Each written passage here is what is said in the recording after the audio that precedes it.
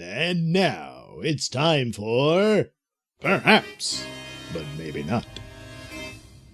Project A119, the United States' secret plan to blow up the moon?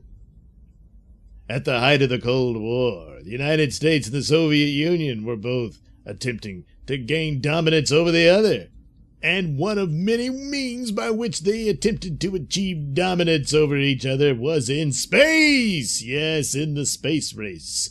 Several different projects were allowed and contemplated. The Soviets had achieved the first victory in launching Sputnik 1, and the United States was determined to outsmart them, which they eventually did with putting the first man on the moon.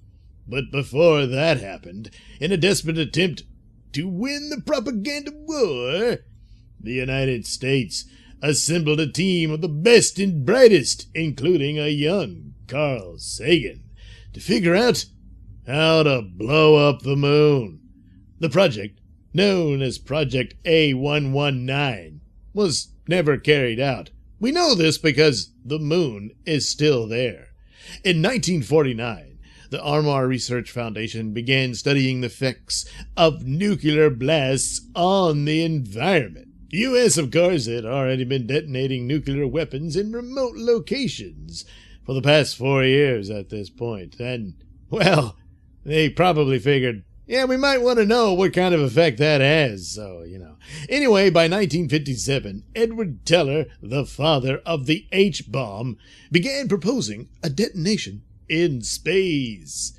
Teller's plan was to detonate at least one bomb on the moon and another near it to test the lunar surface after the explosions.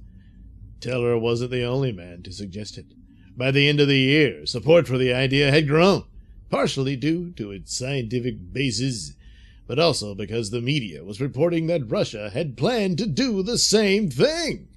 In 1958, the Air Force assembled a team to make it happen.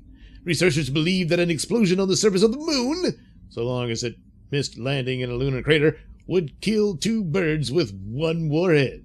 First, scientists would study the debris, if they ever made it to the moon, which was still a few years from happening, as well as the fallout after the blast. But even more importantly, the explosion would produce a mushroom cloud and a flash of light clearly visible from Earth. An obvious show of strength to the Soviets. The 10-member team worked out of the Illinois Institute of Technology in Chicago and was led by physicist Leonard Riefel. One of its members was a 24-year-old Carl Sagan. He was responsible for the mathematics, including the creation of a model to estimate the expansion of a dust cloud in space and what that meant for the people of Earth. Well, that was nice to consider. According to the team, the test would have been feasible a year later, in 1959. As December 1958 turned into January 1959, the U.S. wised up and put a stop to the plan. Its top brass feared the negative public reaction of such a blast and fear that the missile could miss the moon entirely, returning to an unknown location on Earth. Yeah. They decided instead to put their full resources and attention on a moon landing, which happened a decade later and pretty much won the space race.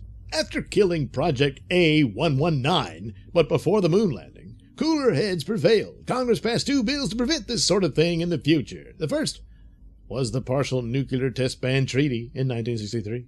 In 1967, it passed another bill, the Outer Space Treaty, designed to curtail this sort of aggressive behavior in space. The latter also established the only recognized set of laws governing outer space. As of October 2018, 107 countries have agreed to the treaty.